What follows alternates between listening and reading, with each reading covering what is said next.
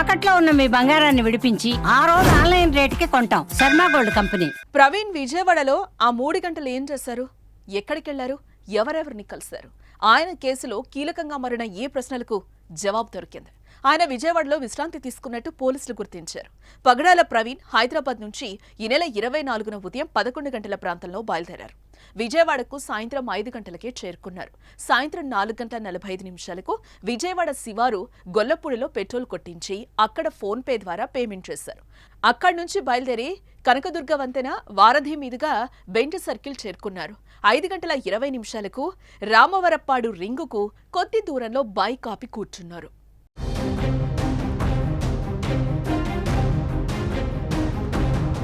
ఇది గమనించి అక్కడికొచ్చిన traffic SI Subbarao అతనికి తాగునీరిచ్చి పక్కనున్న పార్కులో కూర్చోపెట్టారు. తాను హైదరాబాద్ నుంచి రాజమహేంద్రవరం వెళ్తున్నానని ప్రవీణ్ ఎస్ఐకి చెప్పారు.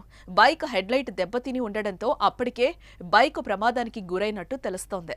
హెల్మెట్ ఉండడం వల్ల ప్రాణాపాయం నుంచి బయటపడ్డారని గమనించారు. అనంతరం ప్రవీణ్ ఫోటో తీసుకున్నారు. పాస్టర్ సాయంత్రం 5:30 నుంచి రాత్రి 8:30 వరకు అక్కడి పార్కులో విశ్రాంతి తీసుకున్నారు. అనంతరం ఎస్ఐ టీ తెప్పించి ఇచ్చారు. ఆ తర్వాత తన బైక్ పై రామవరప్పాడు రింగు మీదుగా వెళ్లిపోయినట్టుగా తేలింది. అయితే ఇదంతా ఒక ఎత్తైతే మరో సంచలన విషయం బయటకొచ్చింది.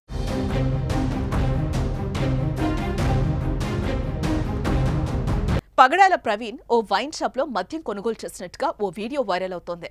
ఆయన హెల్మెట్ తోనే వచ్చి మద్యం కొనుగోలు చేసినట్టు దానిలో కనిపిస్తోంది. రాత్రి 10:10 సమయంలో ఆయన మద్యం కొనుగోలు చేసినట్టు ఆ వీడియోలో కనిపించగా దానిపై స్పష్టత రావాల్సిందే. మద్యం కొన్న తర్వాత ఆయన నిజంగానే సేవించారా, మద్యం సేవించి బైక్ నడిపారా అనే దానిపై పోలీసులు అధికారికంగా క్లారిటీ ఇవ్వాల్సిందే.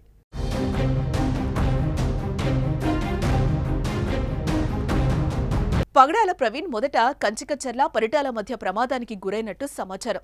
బైక్ అదుపు తప్పి పడిపోవడంతో బైక్ హెడ్లైట్ పగిలిపోగా సేఫ్టీ రాడ్స్ వంగిపోయాయి. ప్రవీణ్ చేతులకు గాయాలయ్యాయి. అయితే వీటిపై పోలీసులు అధికారికంగా ప్రకటన చేయాల్సింది. ఆయన మద్యం మత్తులో బైక్ నడిపి ప్రమాదానికి గురయ్యారా అన్న దానిపై క్లారిటీ ఇవ్వాలి.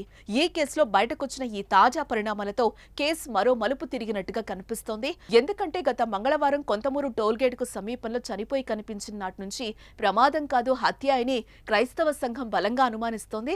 అందుకు సంచలన ఆరోపణలు చేయడంతో తెలుగు రాష్ట్రాల్లో పగడాల ప్రవీణ్ మరణంపై తీవ్ర చర్చే జరుగుతోంది. ప్రవీణ్ మరణాన్ని ఏపీ ప్రభుత్వం కూడా సీరియస్ గా తీసుకోవడం ఇప్పుడు చర్చనీయాంశమైంది. వారం రోజులుగా కేసుపై మిస్టరీ ఇంకా కొనసాగుతూనే ఉంది.